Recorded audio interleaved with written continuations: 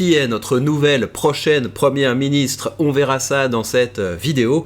Mais d'abord, on va s'intéresser à ce qui a le plus d'importance, à savoir l'effondrement des finances de notre pays. Et là, ça commence à être acté, c'est-à-dire que la France va rentrer en procédure pour déficit public excessif, parce que à la Commission européenne, ils sont un tout petit peu moins communistes que les Français, et de temps en temps, ils tapent un peu sur les doigts des pays du Club Med en leur disant il faudrait peut-être faire quelques ajustements budgétaires. Évidemment, ça ne servira à rien, parce que vu comment la France est engagée, l'Union européenne n'a absolument aucun pouvoir là-dessus. Et outre cette nouvelle que la France va entrer en procédure pour déficit excessif, les notations de la dette française devraient également être dégradées, et donc ça s'accélère. La note de la dette de la France a été stable pendant un certain temps, pendant la première phase de la dégradation des finances publiques françaises, et là ça s'accélère, c'est-à-dire que tous les 3 mois on va perdre des points, et c'est-à-dire que le prix que ça va coûter, les intérêts qu'il va falloir payer aux fous qui acceptent encore d'acheter de la dette française, ça va beaucoup augmenter,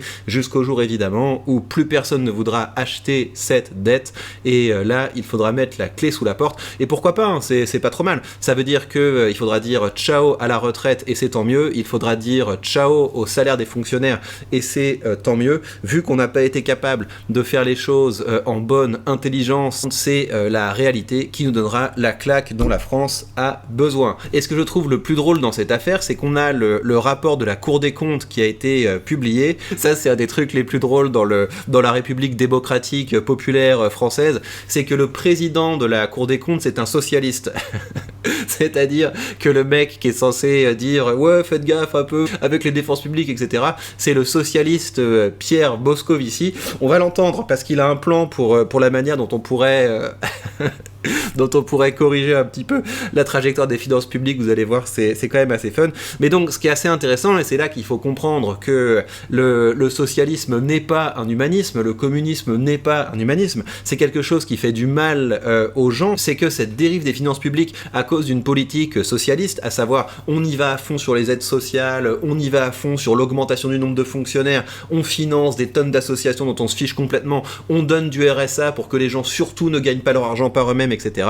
Eh bien, le résultat de ça, c'est qu'aujourd'hui, payer la dette, c'est l'équivalent du budget de l'éducation nationale. Donc, rendez-vous compte, c'est complètement fou. C'est ici 72 milliards d'euros. Tous les ans, c'est ça qu'on paye pour cette dette. Donc, le budget d'un ministère, c'est ce qu'on paye à cause de cette politique clientéliste qui consiste, comme d'habitude, à essayer de se faire réélire en engraissant la grévosphère et la cystosphère. C'est absolument n'importe quoi. Et donc, dans ce contexte-là, on a le président de la Cour des comptes qui dit « Ouais, les gars, les finances publiques, ça fonctionne pas. » Et donc, écoutez ce qu'il ose dire sérieusement.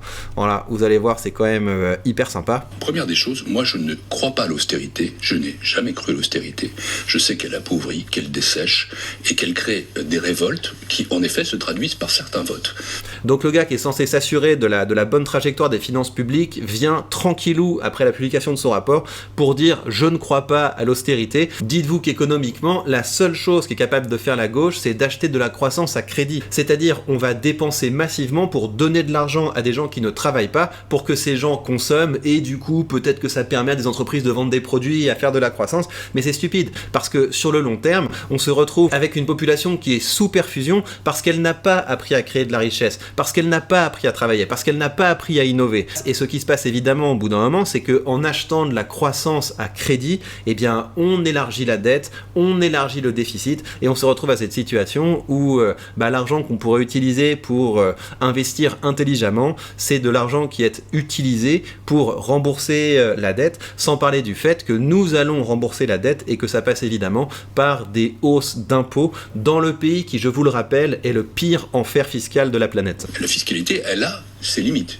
Ici même, il y a une dizaine d'années, je parlais de ras-le-bol fiscal. On ne peut pas augmenter massivement le niveau des prélèvements obligatoires. Cela dit, on peut agir sur tel ou tel clavier. C'est pas interdit en démocratie d'utiliser. Voilà, c'est ça. Je ne crois pas à l'austérité. Par contre, je crois à la fiscalité. On pourrait décider d'augmenter telle ou telle chose. Et donc, c'est toujours la même rengaine socialiste, à savoir, non mais changez rien.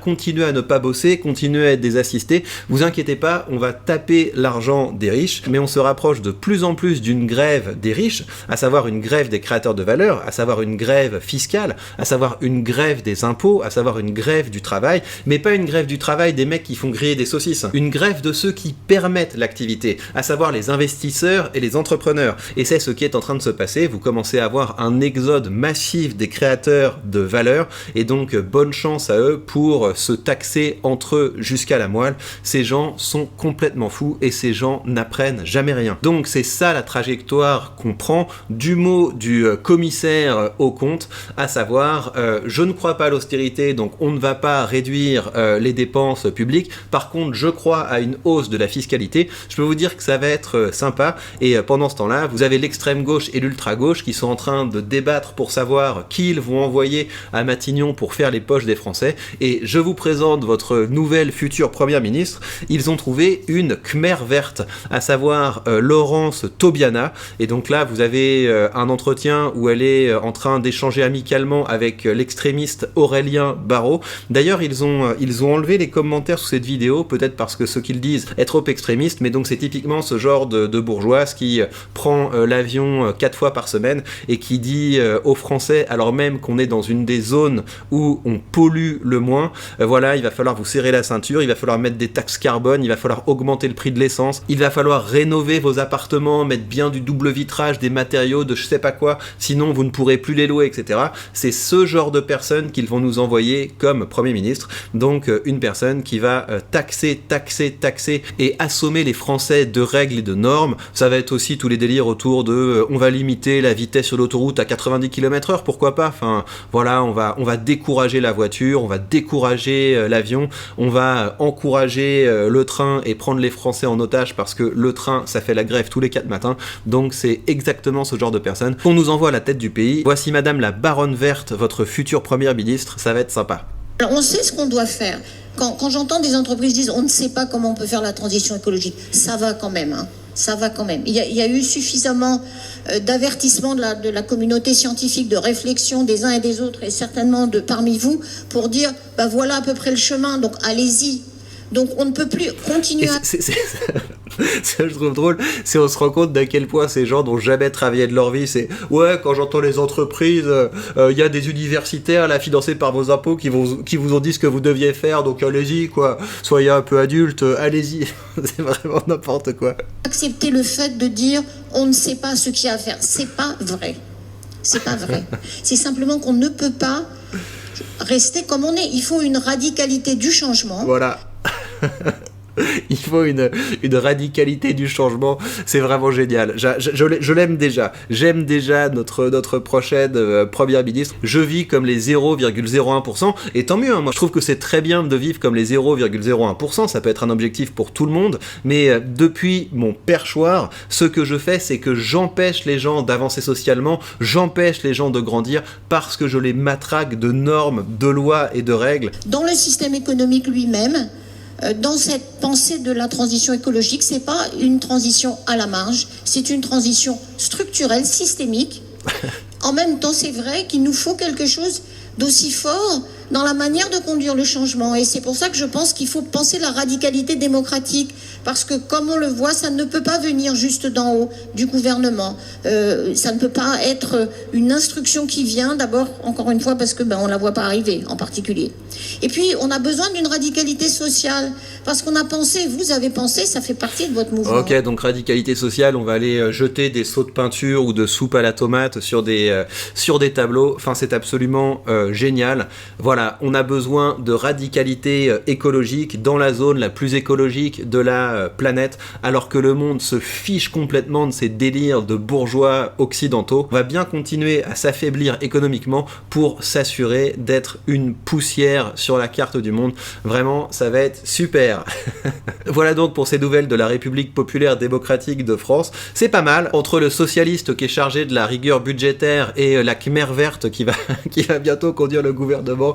Je pense qu'on va être pas mal. Alors, dans toute cette morosité, il y a au moins une chose qui ne déçoit pas, il y a une chose en laquelle je crois, c'est les dividendes, les amis, et je crois que ça, c'est le plus gros dividende que j'ai touché depuis que j'ai commencé à investir, un dividende de 249 € de mon ETF, dans lequel à chaque fois je vous dis ouais, j'ai un peu honte d'investir là-dedans parce que c'est pas comme s'il il performait super bien, mais voilà, c'est un ETF avec un rendement élevé qui me permet d'être exposé à l'ensemble de la planète, et quand on commence à avoir des dividendes de près de 250 balles, on se réveille le matin, l'argent est arrivé, et ça c'est quelque chose qui fait plaisir, et je vous encourage vivement à commencer à préparer vos retraites avec cette méthode, parce que c'est une méthode, contrairement au Ponzi de la retraite par répartition, qui ne pèse pas sur le collectif. C'est la méthode la plus en accord avec le bien commun. On travaille dur pour se dégager de quoi épargner, on investit cette épargne, et cette épargne permet aux entreprises de grandir, de croître, de faire des bénéfices, et en tant qu'apporteur de capital à ces entreprises, parce que voilà, on aurait pu décider de claquer cet argent, on aurait pu décider de le dépenser, mais non, cet argent, on l'investit, on le met au service de l'économie, et c'est normal qu'on soit rétribué ensuite grâce aux dividendes. Et si vous commencez à investir régulièrement, vous pouvez avoir une trajectoire qui ressemble à ça. C'est ça qu'ADM, vous avez une belle croissance de long terme, et mon objectif, encore une fois, c'est d'atteindre les 2000 € par mois de revenus passifs en dividendes, et c'est ce qui me permettra de pouvoir rembourser l'emprunt que je ferai pour acheter ma résidence d'exil sans que ça pèse sur mes revenus. Et je vous rappelle comme d'habitude que si vous voulez commencer à investir avec un courtier qui vous donne entre les mains tous les leviers de la liberté financière, vous avez sous cette vidéo mon lien affilié vers ce courtier de Giro, et grâce à ce lien affilié, vous bénéficierez de 100 € de frais de courtage remboursés, ce qui vous permettra d'ouvrir votre première position de façon tout à fait indolore. Et par ailleurs, le gros intérêt, c'est que quand vous achetez des actions et quand vous achetez des ETF, vous augmentez la valeur hypothécaire de votre portefeuille. Ça, c'est de l'argent, je peux me le transférer en un clic sur mon compte en banque, et après, ça commence à se rembourser grâce aux dividendes. Et je compte bien utiliser cette fonctionnalité que malheureusement, vous n'avez que sur très peu de courtiers pour pouvoir avoir l'apport nécessaire à acheter ma résidence d'exil. Et bien voilà, chers amis, prenez bien soin de vous, et on se retrouve très vite pour de prochaines news.